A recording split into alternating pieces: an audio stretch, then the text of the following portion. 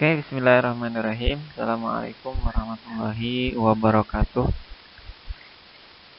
Bagaimana kabarnya teman-teman semua? Semoga sehat-sehat selalu. Alhamdulillah. Salatu wassalamu ala Rasulillah. Ba'd rabbi shrah li sadri wa yassir li amri wahlul 'uqdatam min lisani yafqahu qawli. Teman-teman, kita ketemu lagi di pertemuan yang kesekian kali di materi agama Islam. Kali ini kita akan membahas kajian kandungan surat ya. Surat apakah itu?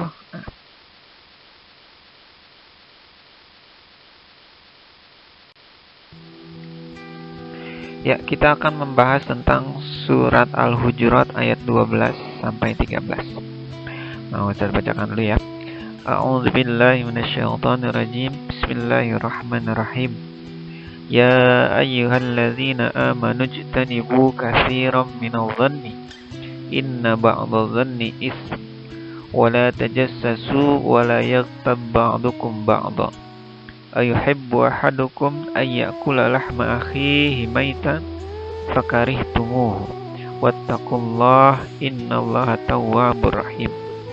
Ya ayyuhan nasu inna khalaqnakum min dzakarin wa untha waja'alnakum syu'uban wa qabaila lita'arafu inna akramakum indallahi atqakum innallaha alimun khabir.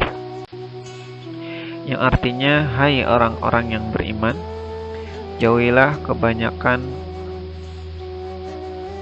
buruk sangka atau kecurigaan, karena sebagian dari buruk sangka itu adalah dosa. Dan janganlah mencari-cari keburukan orang, dan janganlah menggunjing satu sama yang lain.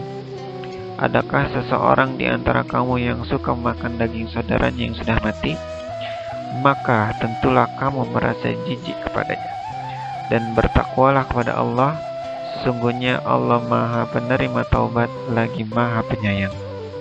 Hai manusia, sesungguhnya kami menciptakan kamu dari seorang laki-laki dan seorang perempuan, dan menjadikan kamu berbangsa-bangsa dan bersuku-suku supaya kamu saling mengenal. Sesungguhnya orang yang paling mulia di antara kamu di sisi Allah ialah orang yang paling takwa di antara kamu.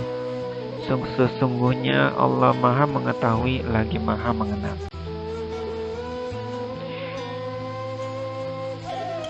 Oke. Yang pertama kita akan bahas arti daripada Al-Hujurat.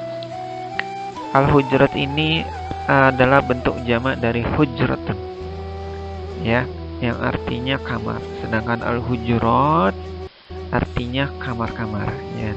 Jadi dalam bentuk jamak atau plural. Surat Al-Hujurat ini merupakan surat urutan yang ke-49 dalam Al-Quran. Nama surat ini diambil dari salah satu bunyi surat Al-Hujurat yang ayatnya ada di ayat keempat. Surat Al-Hujurat ini termasuk golongan surat Madaniyah karena diturunkan di Madinah atau setelah Nabi Muhammad SAW hijrah ke Madinah.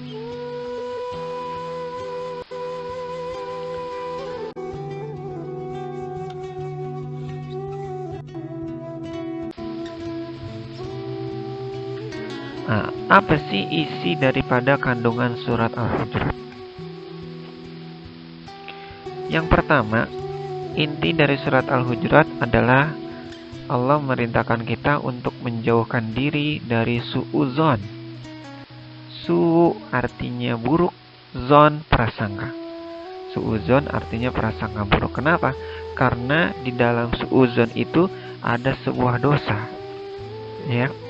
Karena belum adanya kepastian apa yang kita sangka, ya.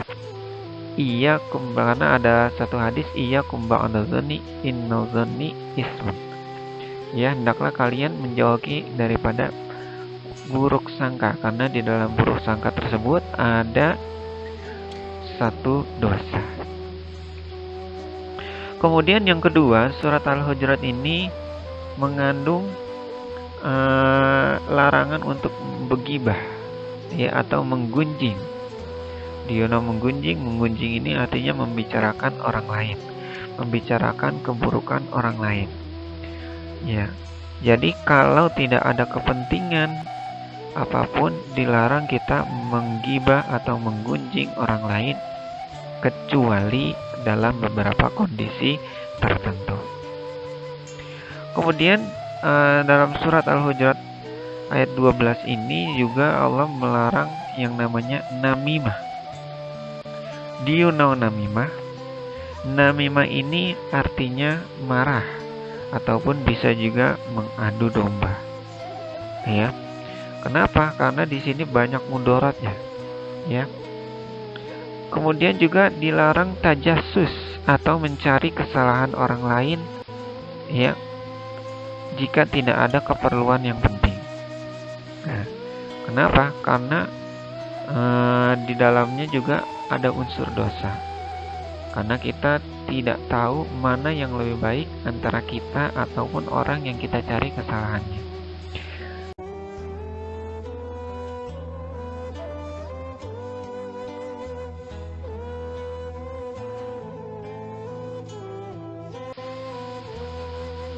Kemudian yang berikutnya ayat 13.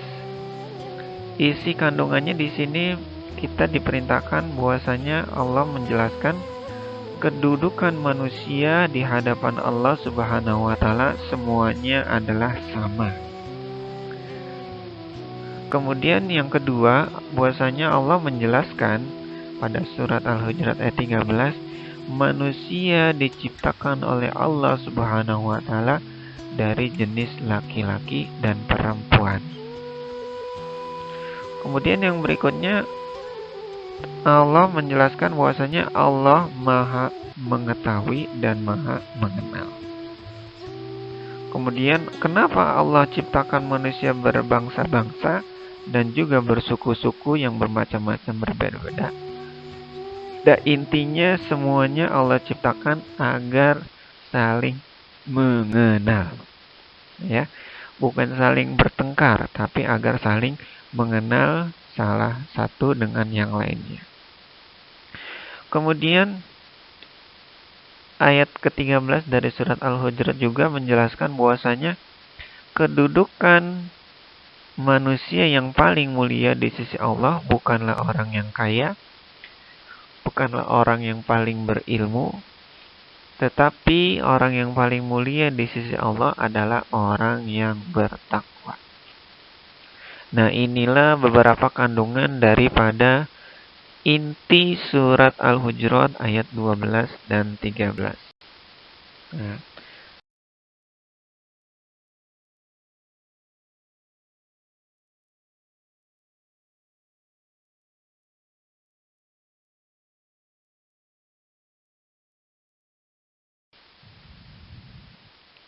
kemudian teman-teman, berikutnya dalam surat Al-Hujurat ayat 12-13 ini ada beberapa hukum tajwid yang akan kita pelajari. Yang pertama ini ada qalqalah. Kemudian ada izhar halqi. Kemudian juga ada ikhfa syafawi. Nah, kita akan simak penjelasannya pada video berikut ini. Nah, yang pertama ini penjelasan tentang surat tentang hukum tajwid qalqalah.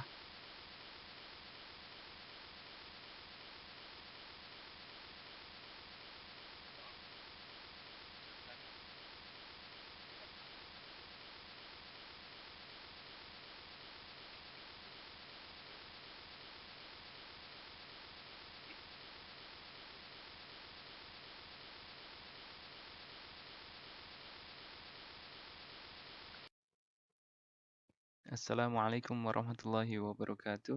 Jumpa lagi di Belajar Tajwid Al-Quran Pemula. Pada kesempatan kali ini kita akan membahas tentang qalqalah sughra dan kubra beserta contohnya. Nah, seperti apa? Apa sih bacaan qalqalah? Bacaan qalqalah adalah bacaan pada huruf-huruf qalqalah dengan bunyi seakan-akan berdetik atau mantul. huruf qalqalah itu ada 5, yaitu ada dal, jim, ba, po, sama qaf. Nah, huruf 5 ini kalau pengen dihafalkan dengan mudah itu bisa kira-kira baju di poko. Nah, seperti itu. Untuk sekedar mengingat yang mudah aja. Jadi, kalau ada huruf 5 ini, maka ada aturan ini namanya huruf qalqalah. Nah, ada 2 qalqalah. Yang pertama adalah qalqalah sugro. Bagaimana itu? Yaitu apabila salah satu dari huruf qalqalah itu berbaris mati atau ada sukunnya ini, seperti yang dicetak merah ini ada sukunnya, berbaris mati dan baris matinya adalah asli karena harokat sukun dan bukan karena waqaf. Nah, itu kita sebut sebagai qalqalah sugro. Perhatikan contoh di bawah yang ada di layar ini, yang dicetak merah. Ini adalah huruf qalqalah. Bacanya tajurusun, baquliha, seperti itu. Jadi agak ada pantul tapi tidak terlalu tebal. Seperti itu. Pantulannya harus tetap kelihatan tapi tidak terlalu tebal. Seperti itu. Nah, lalu ada lagi yang namanya qalqalah kubro. Ia adalah yaitu apabila salah satu huruf qalqalah itu tadi dimatikan atau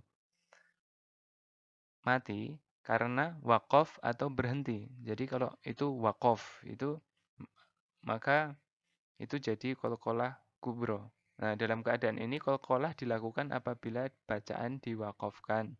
Nah, tapi kalau dibaca terusnya, diteruskan seperti itu, maka tidak perlu diqalqalahkan. Contohnya adalah seperti dalam contoh ini. Perhatikan yang dicetak merah ini. Tabbat yada abi lahabi wa tabb. Nah, seperti itu. Jadi kalau qalqalah kubro itu wa tabb. Nah, seperti itu diperlihatkan dengan jelas. Itu kalau berhenti. Tapi kalau diteruskan seperti ini. Lahabi wa tabba ma. Nah, kayak gitu. Jadi dilanjutkan ke ayat kedua gitu. Maka ini tidak jadi qalqalah. Tidak jadi dipantulkan seperti itu. Paham ya? Sekian dulu. Jangan lupa like, subscribe, dan Kemudian yang berikutnya adalah izhar halqi. Silakan disimak.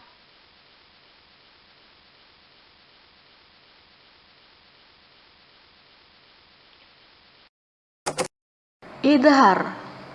Apa itu idhar? Idhar adalah membaca huruf nun mati dan tanwin dengan jelas, yaitu tanpa dengung. Itu apabila bertemu dengan 6 huruf ini. Alif, ha, kha, ain, ghain, dan ha. 6 huruf tersebut disebut huruf idhar. Berikut beberapa contoh bacaannya. An'amna, an'amna, al-anharu, al-anharu, ajrun ghairu, ajrun ghairu.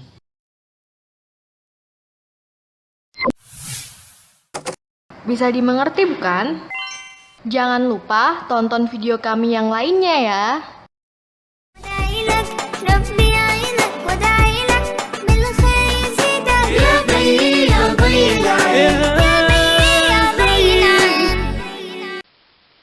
Kemudian yang ketiga adalah ikhfa syafawi.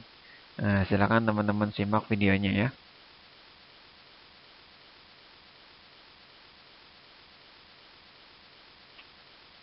Bismillahirrahmanirrahim. Assalamualaikum warahmatullahi wabarakatuh. Jumpa lagi di belajar bahasa Inggris, belajar tajwid Al-Quran bersama. Kalau kemarin kita membahas ikhfa hakiki, sekarang kita membahas tentang ikhfa syafawi. Apa itu ikhfa syafawi? Ikhfa syafawi adalah bacaan tajwid yang terjadi ketika mim mati bertemu dengan ba. Mim mati bertemu dengan ba. Cara membaca ikhfa syafawi ini adalah didengungkan dengan panjang 2 harokat. Nah, bagaimana contohnya? Perhatikan contoh di bawah ini. Perhatikan contoh-contoh yang huruf merah ini. Ini adalah bacaan-bacaan ikhfa syafawi. Cara membacanya kira-kira seperti ini. Wa may ya'tasim billahi. Nah, kayak gitu. Wa ma hum bi kharijina. Kayak gitu. Taqikum ba'sakum. Wa hum bada'ukum. Anfusakum bittikhadhikum. Nah, kayak gitu. Jadi bagian mim bertemu ba-nya ini ditahan dulu, didengungkan sepanjang 2 harokat. Mudah ya, insya Allah. Sekian dulu, jangan lupa like, pencet jempolnya, subscribe, dan juga share. Sampai jumpa di pertemuan selanjutnya.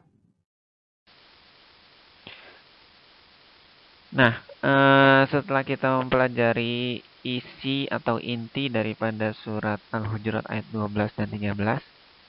Nah, di sini teman-teman kita lihat ada beberapa gambar ilustrasi penerapan surat Al-Hujurat ayat 12 dan 13. Nah, di sini kita harus bisa berbaik sangka kepada siapapun dan juga tidak boleh mencari aib orang lain tanpa ada keperluan atau ada kepentingan. Karena apa? Kalau kita bisa menerapkan ayat 12 dan 13 daripada surat Al-Hujurat ini, insya Allah kehidupan bermasyarakat akan tercipta kehidupan yang rukun, damai, aman, damai, tentram. Ya, itu saja yang bisa Ustadz sampaikan. Semoga apa yang kita pelajari hari ini bisa kita ambil manfaatnya.